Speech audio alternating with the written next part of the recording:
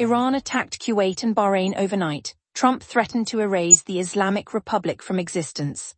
And the death toll in Venezuela has climbed past 1,400, with residents now physically blocking rescue equipment from leaving.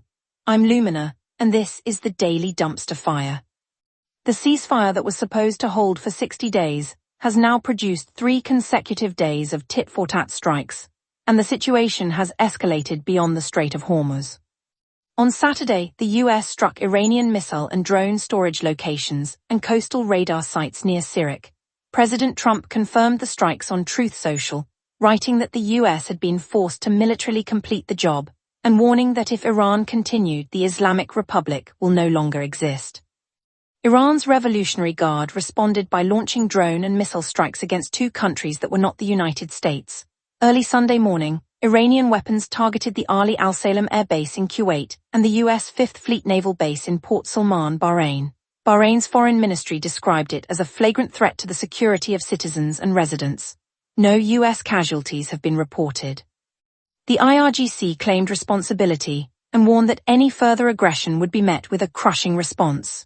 It also threatened a complete halt to all ongoing processes if the ceasefire is violated again. A statement that implies the party threatening to walk away from the table is the same party that keeps throwing things at the table. Iranian Foreign Minister Abbas Araghchi said on Sunday that only Iran is responsible for reopening the Strait of Hormuz and warned that any attempt to establish alternative shipping routes would increase tensions. The US and Gulf states have rejected Iran's claim of control over what is, legally speaking, an international waterway. The UN has paused its evacuation of stranded ships from the strait. The IMO said it will not resume until there are guarantees that ships will not be attacked. The 115 vessels that were evacuated in recent days are the lucky ones. The rest remain stuck, some for months, while the 2 parties who signed a ceasefire agreement continue to shoot at each other. The framework agreement signed in Washington on Friday between Israel, Lebanon, and the United States has lasted approximately 48 hours before being met with riots. Hezbollah leader Naim Qassem rejected the deal on Saturday, calling it a humiliating concession that undermines Lebanese sovereignty. Hezbollah supporters blocked the old airport road in Beirut's southern suburbs with burning tires. The protests were the first visible sign that the agreement, which ties Israeli withdrawal to Hezbollah's disarmament, has no mechanism for enforcement against the party that refuses to disarm. On the ground, the war continues. An IDF officer, Captain David Hazer, 21, was killed by a Hezbollah terrorist during operations in southern Lebanon. Israel conducted strikes in Nabati al-Fawqa and dropped leaflets demanding residents leave al-Mansouri. The Lebanese culture minister said Israel has damaged heritage sites during its operations, including the medieval Beaufort Castle and areas near the UNESCO World Heritage Site of Tyre. The framework is a diplomatic achievement on paper. On the ground, the party that matters most has rejected it, and the party that signed it is still being shot at. Day 5 of the Venezuela earthquake response, and the death toll has risen sharply to at least 1,430. More than 50,000 people remain missing. The 72-hour survival window has closed. The numbers are grim, but the details are worse. In the community of Carabalida, residents blocked an excavator from leaving the site of a collapsed building and pulled the operator from its cabin. The reason: state workers had taken selfies in front of flattened buildings and then left without helping at all. The excavator was trying to leave too. The residents decided it would stay. Omar Gariato was celebrating his granddaughter's 5th birthday at home when the earthquakes began. He now sits in a camp for displaced people in La Guaira, watching rescue crews pull bodies from what was his neighbor's house. International rescue teams from the United States, Turkey, Spain, France, Germany, the Netherlands, and the UK have arrived. The US military is on the ground for rescue operations, the same military that earlier this year conducted a raid to capture Venezuela's sitting president. The aid is arriving. The question is whether it arrived in time. 2 stories from the world of artificial intelligence, where the money is imaginary and the theft is very real. First, OpenAI and Broadcom unveiled Jalapeno on June 25, OpenAI's first custom AI inference chip, designed from concept to manufacturing tape-out in 9 months. OpenAI's own AI models helped design the chip that will run future versions of those same models, which is the kind of self-referential loop that usually ends with someone asking if the machines have become self-aware. The chip is expected to deliver better performance per watt than current NVIDIA alternatives for inference workloads, with initial deployment targeted for the end of 2026. OpenAI still depends on NVIDIA for training, but inference is where the cost of serving hundreds of millions of users accumulates, and reducing that cost is directly connected to the company's path to profitability.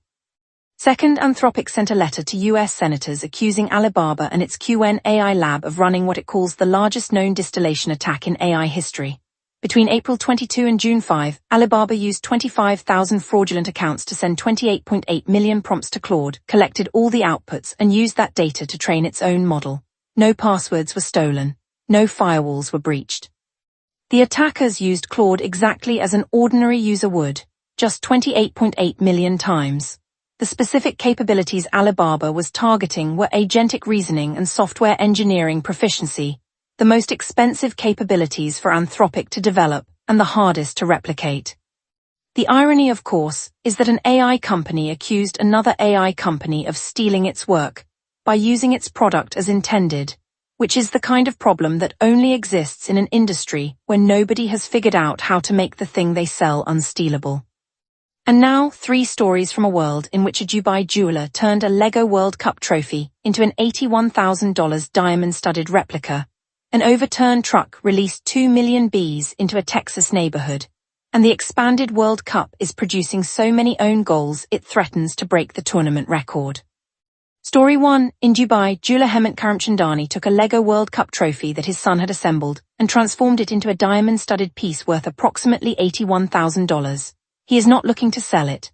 The trophy exists as a statement about the intersection of childhood and excess, which is either commentary on consumer culture or a very expensive way to tell your son you are proud of his Lego project. Possibly both.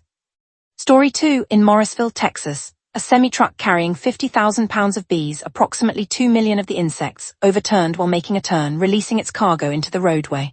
Residents were warned to remain indoors. The bees, presumably, were not warned about the truck. No serious injuries were reported, which is remarkable given that 2 million bees were suddenly very unhappy and very free in a residential neighborhood. Story 3. The 2026 World Cup, expanded to 48 teams, has produced a surge in own goals that threatens to break the tournament record. Australia's Cameron Burgess scored the first goal for the United States. Unfortunately for Australia, it was an own goal. The expanded format means more teams, more matches, and apparently more players putting the ball into their own net. The record may fall before the knockout stage begins, which is the kind of record that nobody celebrates and everyone remembers. Day 121. The ceasefire has produced strikes in 3 countries. The framework agreement has produced riots in 1. And in Venezuela, the people have begun pulling rescue equipment out of the hands of the people who were supposed to be rescuing them. The connective tissue is that every system in this episode is functioning exactly as designed. The ceasefire was signed by people who did not trust each other. The framework was signed by people who do not control the people who matter. And the rescue effort is being run by a government that until recently was the target of a US military raid. The only surprise is that anyone is surprised.